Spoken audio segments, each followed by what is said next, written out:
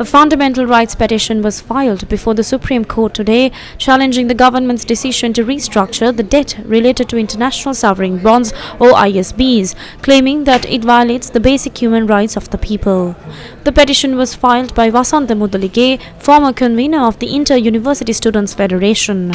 The petition names the Minister of Finance, the Secretary to the Ministry of Finance, and the Governor of the Central Bank, among others, as respondents. According to the petitioner, ISBs were initially obtained at interest rates ranging between 5% and 7%. However, under the debt restructuring plan, the government raised the rate to 8.2%, later reducing it to 7.4%. The petition highlights that as a result, the debt obligation, originally amounting to $16.4 billion has now risen to $9.1 billion, placing a massive economic burden on the Sri Lankan people. It added that despite the fact that these loans were issued under US law and there was potential for debt reduction, the government instead chose to increase the interest rates, causing significant hardship to the public. Mudalige's petition asserts that this decision inflicted great injustice on the people. The petitioner urges the court to rule that the government's debt restructuring process infringes upon the fundamental human rights of the population. එතකොට ජාත්‍යන්තර ස්වෛරීත්ව බැඳුම් කර හිමියන්ගෙන් ලංකාව ණය ආරන් තියෙන්නේ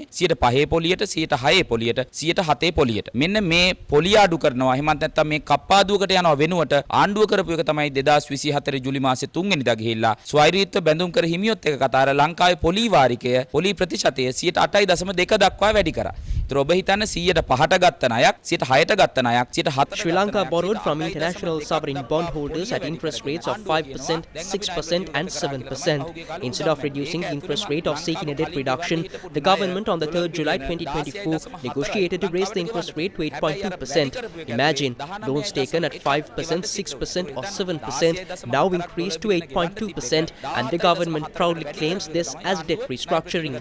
Previously, Sri Lanka owed $16.4 billion, but now due to this increase, we owe $19.1 billion.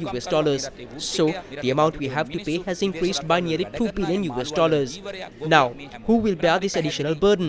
It is the workers, the plantation laborers, the professionals, the taxpayers, the expats, the fishermen, the farmers, and every single Sri Lankan. This so-called restructuring has simply passed a massive new debt onto the public. Additionally, these loans were originally issued under US law, which allows for debt reductions in certain circumstances. That would have been beneficial for the people. However, in yesterday's discussions, the government decided to shift the legal framework to British law. This change eliminates the advantages we had under US law, taking away a potential benefit for the public. As a result, the people are now left with an even larger debt without the option for debt reduction. ඒකේ නීතිමය ප්‍රතිපාදන තියෙනවා. ඒතර ඒක මේ රටේ ජනතාවට වාසි සහගතව තිබුණ එකක්. හැබැයි ඊයේ දවසේදී ආණ්ඩුව කරපු සාකච්ඡාවේ ඇතුලේ ඔවුන් බ්‍රිතාන්‍ය නීතියට මේක මාරු කරා. ඇමරිකානු නීතියෙන් ගත්ත ණය, ඇමරිකානු නීතියට අනුව තිබුණු එකඟතාවය, ඒකේ වාසියක් ජනතාවට තිබුණා. ඒ වාසියත් අයින් කළා ඒක බ්‍රිතාන්‍ය නීතියට අනුව කටයුතු කරනවා කියලා තීරණයකට ආවා. ඒතර මේක ඇතුලේ ජනතාවට ණය කප්පාදුවකට නොයා ණය කප්පාදුවක් ගැන සාකච්ඡාවකටත් යන්නේ නැතුව ගිනි පොලිය වගේම ලොකු ණයක් 2030 ගණන් විතර වෙනකල් ගෙවන්නේ.